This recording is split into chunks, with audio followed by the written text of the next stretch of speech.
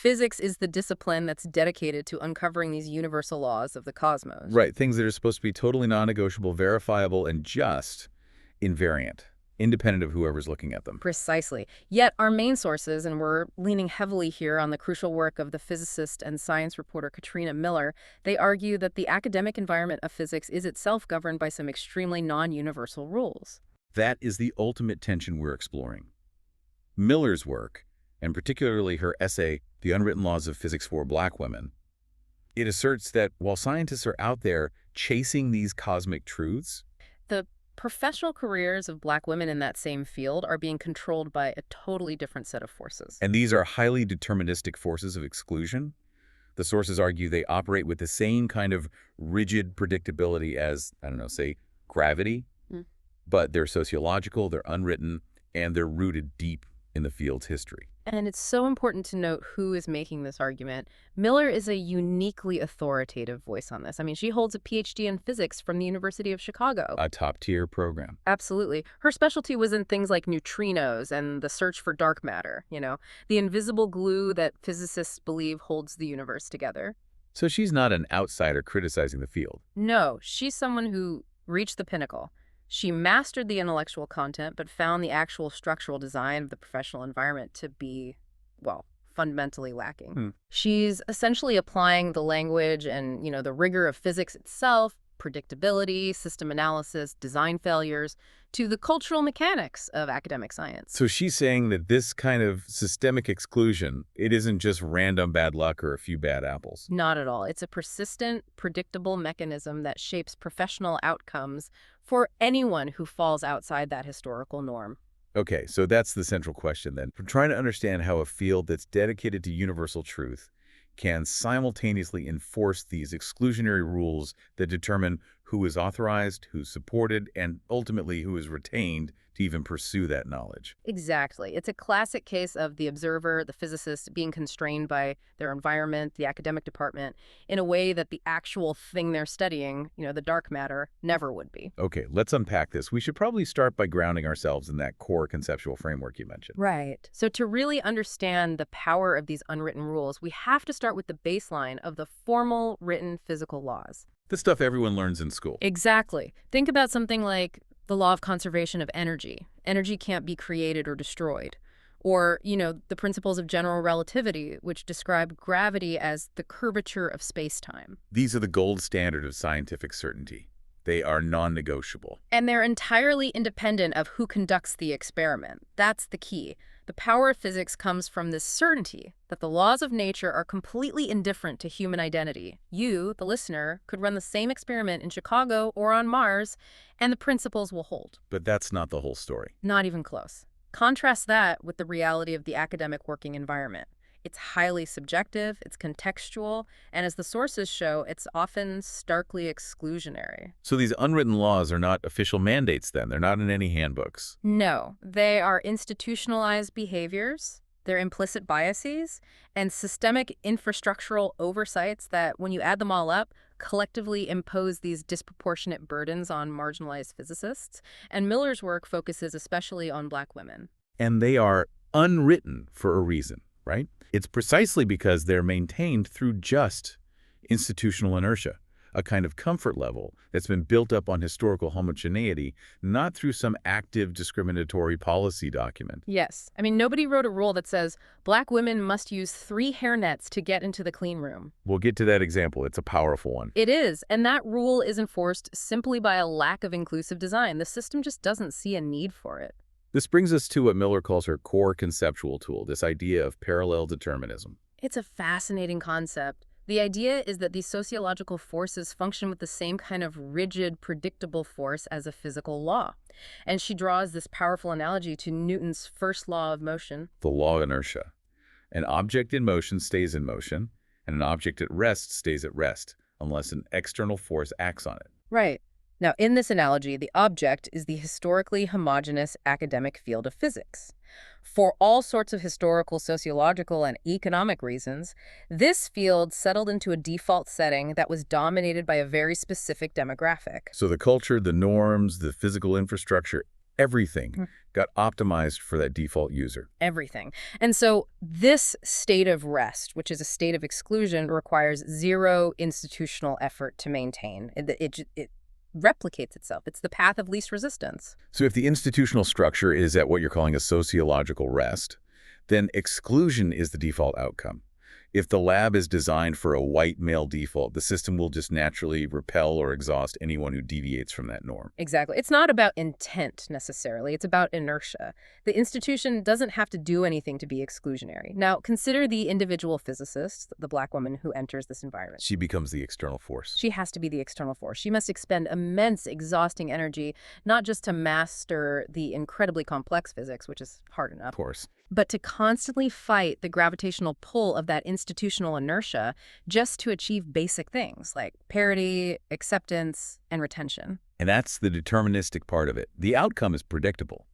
Because the amount of effort required just for basic professional existence, constantly managing perceptions, that relentless feeling of not fitting, the sheer energy drain of being constantly scrutinized for your race and your gender is so high. It's so high that attrition becomes a predictable statistical outcome, and it happens regardless of the individual's raw intellectual talent. It's a structural guarantee of burnout. It is, and that's why she calls them laws, because their consequences are so predictable and their outcomes are so deterministic, even if the intentions of the individual people within that system are totally benign. So let's just nail down that structural contrast. You mentioned a kind of dual reality table. Right. On one side, you have the formal laws of physics. They're universal, they're mathematical, they come from cosmic fundamental interactions, and their job is to define the behavior of the natural world. Simple enough. On the other side, you have these unwritten laws. They are contextual, they're cultural, they're implicit. Their origin is rooted in historical bias, institutional norms, and just a profound lack of design inclusion. And yet their impact is just as deterministic. Just as deterministic. They define who is equipped, who is authorized, and who is supported to study that natural world. And this tension, this is the thing, it compromises the entire intellectual enterprise of physics because the culture fails to uphold the very universal standards it claims to champion. It's a system that's designed to find universal truth that, by its very architecture, limits the universality of those who can search for it. That's it in a nutshell. So let's shift this from the conceptual framework to where these sociological laws really hit the physicist hardest. Inside the laboratory. Yes. This is where we encounter what the sources call the law of physical misalignment, where exclusion shows up not in, hostile words or shouting matches, but in the tangible failure of the physical infrastructure. And Miller's account of entering her lab's clean room at the University of Chicago is just one of the most powerful anecdotes in the source material. It's so effective because it immediately transforms this theoretical problem of bias into a visceral, unsafe reality. And for you listening, if you're not familiar, clean rooms are these incredibly precise environments. They're really the heart of experimental physics, designed with these rigid protocols and specific gear. PPE, personal protective equipment. Right, PPE. It's all designed to prevent contamination from tiny particles, which can completely ruin sensitive experiments, like the ones that are trying to detect dark matter. Exactly. So the protocols themselves are non-negotiable. It's a formal law of the lab. But the required safety ritual immediately forced Miller into a position of total physical incompatibility. And she describes the immediate psychological effect of feeling, in her words, like a clown. Which is such a powerful image. It is. And why? Because the safety gear itself was designed for a demographic that she just did not belong to. She details being, quote, drowning in a disposable coverall that hangs off of me in droopy folds. The gear just wasn't designed for an average female body type. And then she looks down, and the misalignment is literally floor to ceiling. Her size 7.5 feet were, quote, swallowed up by the smallest rubber boots the lab had on hand, a men's size 12. A men's size 12. That detail says everything. It's such a critical piece of data because it's not malice, right? It's systemic oversight.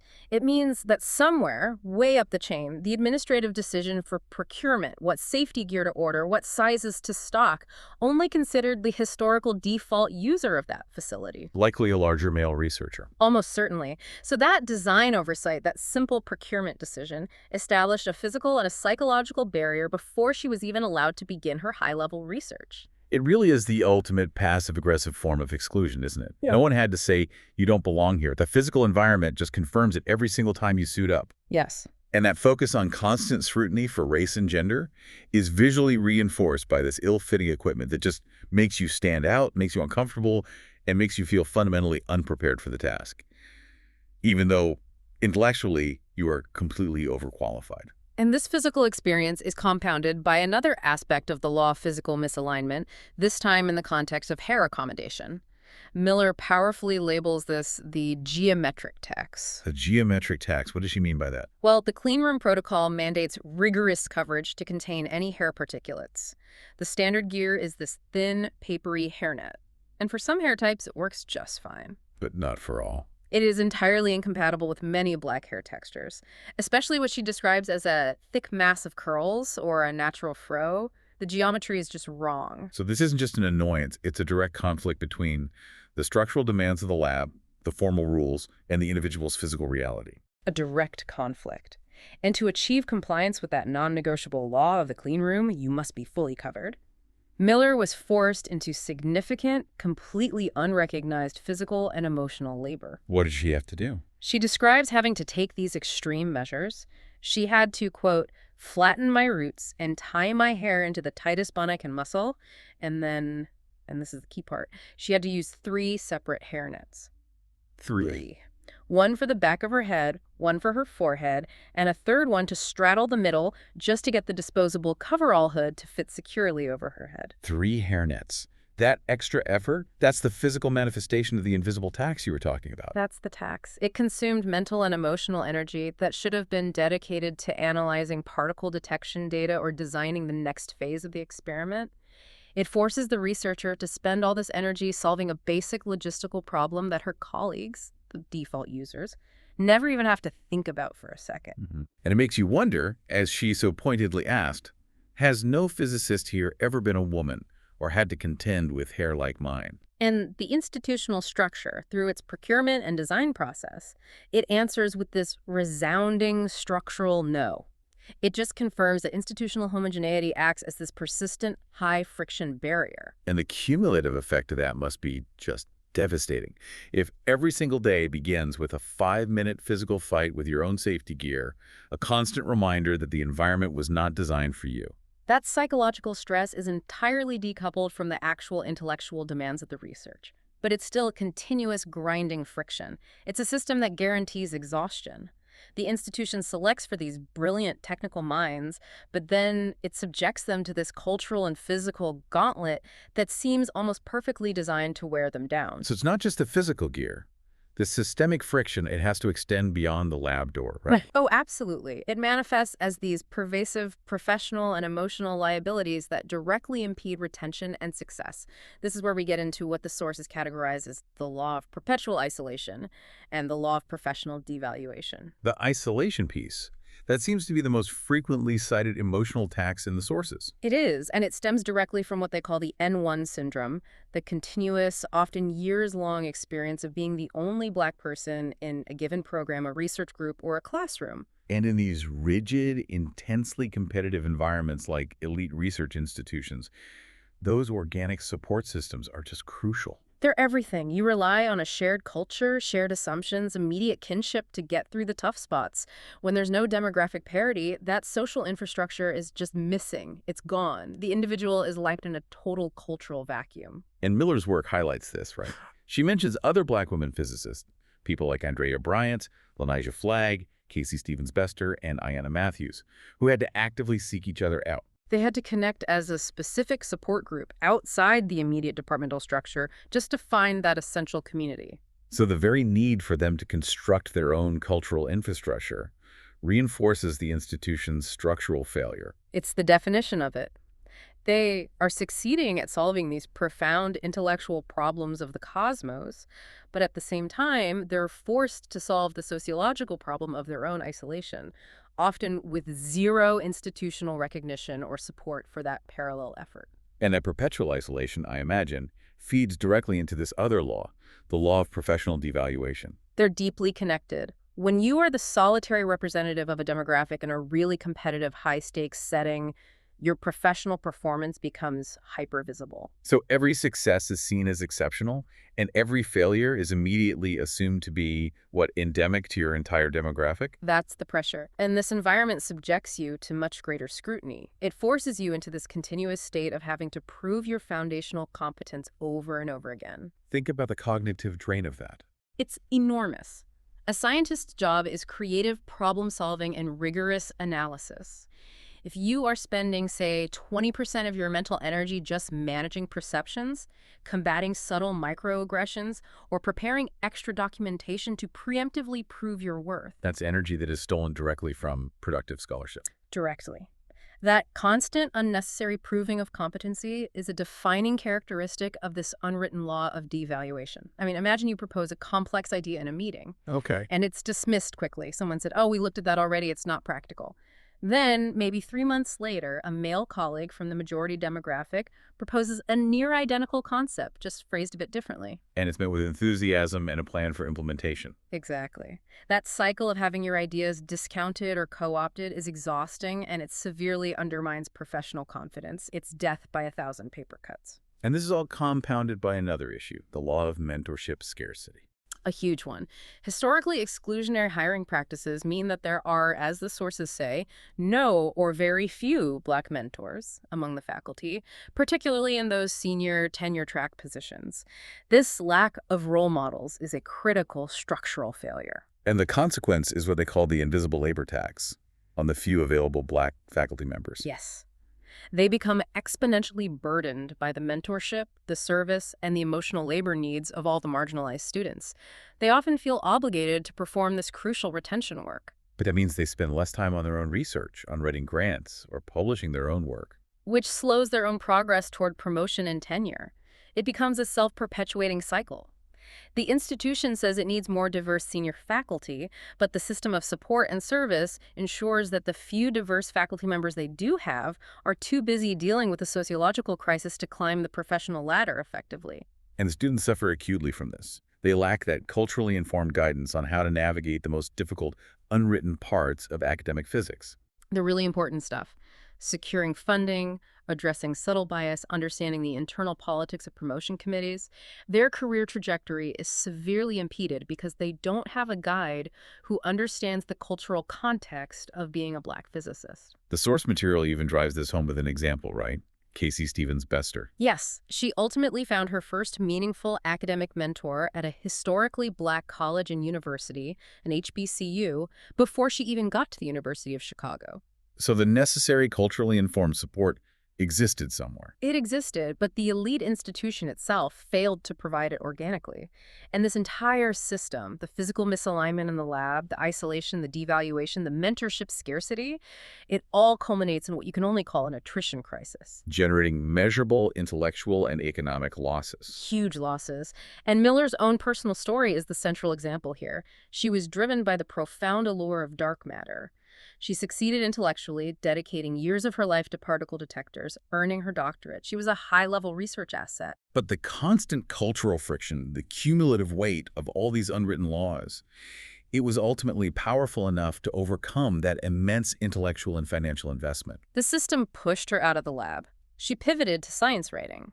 So the field lost a researcher with unique, specialized expertise, not because she lacked talent, but because the institution failed to provide a habitable environment for her to be retained. She became a journalistic critic of the very system that successfully trained her, but structurally failed to keep her. And the data confirms this is a systemic pipeline leak. Black people are roughly 15% of the 2024 age group in the U.S. Okay. But they only receive about 3% of bachelor's degrees in physics.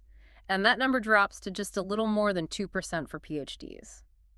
These unwritten laws, they function as a kind of high-pass filter, allowing only the most resilient individuals to survive, and often at the cost of total burnout. So the system is incredibly effective at selecting for technical competence. But it actively filters against cultural fit for anyone who is outside that historical majority. Okay, so if the sources are all pointing to the problem being rooted in a structural design failure, that the system maintains this exclusionary state of rest with zero effort, Then the solution has to be structural. It has to be a structural codification. We have to stop just reacting to individual incidents of prejudice and proactively restructure the entire social physics of academia. We're talking about moving from these informal, often just performative accommodations to proactive mandatory inclusion. The goal of these policy interventions is to systematically neutralize the deterministic force of the unwritten laws, to basically reverse Newton's first law in a sociological context. You want to make maintaining the old exclusionary system require immense institutional effort. Okay, so let's start with the first one. Neutralizing the law of physical misalignment. We need to institutionalize inclusive design standards. The physical environment itself has to signal belonging. And this means treating that physical misalignment, like the wrong size boots or the incompatible hairnets, as a serious safety and equity failure, not just some minor administrative inconvenience. The institution has to take full ownership of the fact that its procurement decisions are a direct source of professional friction. So what's the concrete action here? The source material suggests establishing a centralized personal protective equipment PPE diversity audit committee. And this committee can't just be advisory, it needs to have real teeth. Meaning? It must have mandatory representation from the historically marginalized groups, the people who actually use the equipment and have experienced this friction firsthand. And crucially, this committee needs tangible authority. Like veto power. Veto power over non-compliant procurement contracts. If a vendor can't supply a full range of women's sizing, diverse footwear options, and specialized hoods designed for natural hair, then the department simply cannot purchase from them, period. That veto power is the key shift. It transforms the PPE issue from a logistics headache for some administrator into a serious accountability issue that's tied directly to the departmental budget. Exactly. It formalizes a standard of inclusive inventory requirements. For instance, the inventory mandate must require minimum stock levels for common women's shoe sizes, specialized anti-contamination hoods for various hair volumes, and coveralls designed for a range of body shapes. This compliance has to be integrated into annual safety reviews. Making the lack of inclusive equipment a measurable and, more importantly, a fixable failure. Right. Now, let's look at Policy 2. Which targets those isolation and mentorship scarcity laws. The idea is to decenter and distribute mentorship. So we have to transition away from this informal, ad hoc mentorship model, which, as you said, inevitably burdens the few. And move toward formal, structured network systems that spread the responsibility across the entire faculty. The first step is acknowledging that immense invisible labor tax placed on marginalized faculty. So how do you convert that crucial, retention-focused work, the culturally relevant advising and mentoring, into a resource that actually benefits that faculty member's career? By implementing what the sources call equity-based workload credit, or EWC. This means formally compensating Black and other marginalized faculty for this essential service. Instead of their service being treated as some optional add-on, it's quantified and it's credited. So in practical terms, what would that look like? It could mean reducing their teaching load from, say, 2 courses per semester down to 1. Or it could mean allocating them increased internal professional development funding to buy back time for their own research. The institution is effectively saying, we recognize that retaining diverse talent is critical to our mission, and the people performing that essential service will be supported for it, not penalized. And we also have to address the structural failure of non-diverse senior faculty not engaging in true mentorship.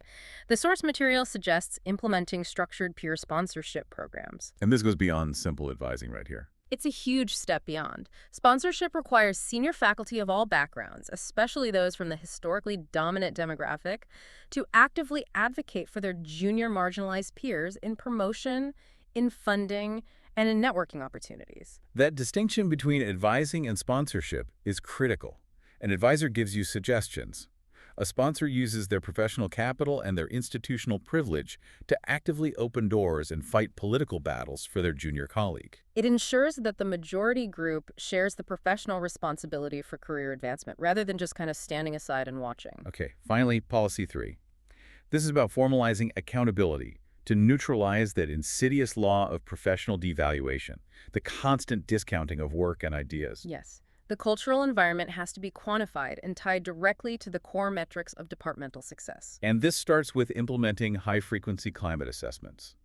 These have to be confidential, institution-wide surveys that measure not just simple demographic data. No, they have to measure the perceived valuation of ideas, the experiences of inclusion, and the occurrences of microaggressions, those subtle, often unintentional slights based on race or gender.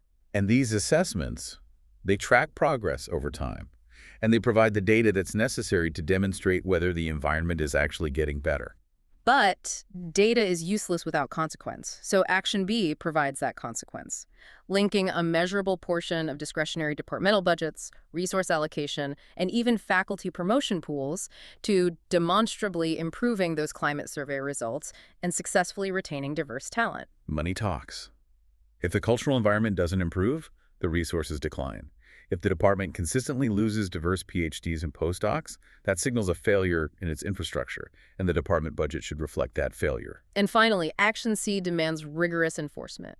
We need standardized zero-tolerance protocols for reporting and remediating microaggressions and professional idea dismissal. Treating them as serious breaches of professional conduct. Exactly. Just as serious as research misconduct or violating lab safety protocols. This codifies the expectation that respect and valuation of all intellectual contributions are non-negotiable, irrespective of who they come from. So these efforts to codify inclusion, while they sound essential for the intellectual health of a field like physics, they immediately thrust academic institutions right into the middle of this massive public and legal debate. A huge one, the debate surrounding equity, DEI, diversity, equity, and inclusion, and the use of any racial or gender-based considerations in hiring and admissions. This is the sociological counterpressure we have to address, and we have to do it impartially. Because the moment an institution implements a policy that explicitly mentions race or gender, even for what it sees as compensatory reasons, it runs headlong into this argument against racial preference. An argument that has significant legal and political momentum. We saw this reflected clearly when Texas Governor Greg Abbott ordered state agencies to halt all DEI hiring. So what's the core philosophical point of the anti-racial preference argument? The central idea is that qualification and merit, determined by what they see as objective measures like test scores, publications, or experience, should be the only consideration. Critics argue that any policy that uses race, ethnicity, or gender as a factor, even compensatory one, is an illegal preference. And one of our sources argues this very strongly. It states that these kinds of structural programs inherently create de facto quota systems. And critics believe these systems lead to the elevation of minority candidates above more qualified peers. The argument is that this helps no one because it undermines public confidence in the whole idea of meritocracy. So this viewpoint really contends that DEI is a zero-sum game. To correct a historical injustice for one group, another group has to be disadvantaged. Others have to lose opportunities. Right, and that this only creates new forms of animus and resentment. They would argue that if bias exists, it should be addressed through non-racial neutral mechanisms, like improving assessment standards or using blind review processes for applications. The Texas Tech Biology Department controversy is a flashpoint that's cited in the source material here. A hiring rubric included evaluating a candidate's commitment to DEI. And opponents argued that requiring a DEIA statement forces a kind of ideological conformity that should have no bearing whatsoever on a candidate's scientific qualifications to be a biology professor. They see it as an intrusion of non-academic politics into the hiring process. So the contention is that we already have strong legal frameworks, like Title VII of the Civil Rights Act, to prevent discrimination. Exactly. And that DEI initiatives that strive for equity, which critics often interpret as equality of outcome, are seen as inherently discriminatory attempts to relax standards and achieve racial balancing. They label this reverse discrimination. They fundamentally reject the idea that past injustices demand current race-conscious intervention. The focus for them must be on individual merit, regardless of identity. Okay, so conversely, what is the defense of these diversity, equity, and inclusion practices? The defense rests on the argument that these structural approaches are absolutely necessary because the supposedly neutral merit-based systems are actually, in practice, riddled with unconscious biases that perpetuate exclusion. Proponents argue that the phenomenon of the natural human tendency to hire, mentor, and promote people who look and think like you is so powerful. So powerful that without specific mandated checks in place, managers and hiring committees will just inevitably form old boy networks and replicate the existing demographic patterns over and over again. So in this view, DEI serves as an essential and, importantly, a measurable check in place. Yes. It forces institutions to consciously counteract that in-group bias and the blind spots that naturally occur when all the decision makers are homogenous. And there's polling data cited in the source material that supports the idea that this matters to workers. What did it say? 56% support utilizing measures to increase diversity in hiring, and 78% find working at an organization that prioritizes D&I to be important. And proponents also make the argument that diversity of color and gender is diversity of thought. Yes, the source material emphasizes that different lived experiences lead to different outlooks. A poor white student from rural America will bring a very different perspective to a research problem than a wealthy white student from an elite private school in Connecticut.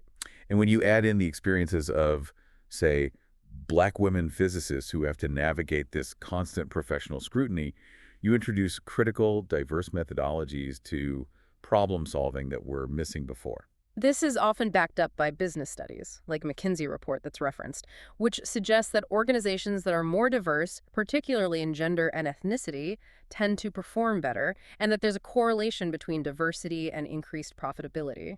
Now, to be fair, critics often question that correlation.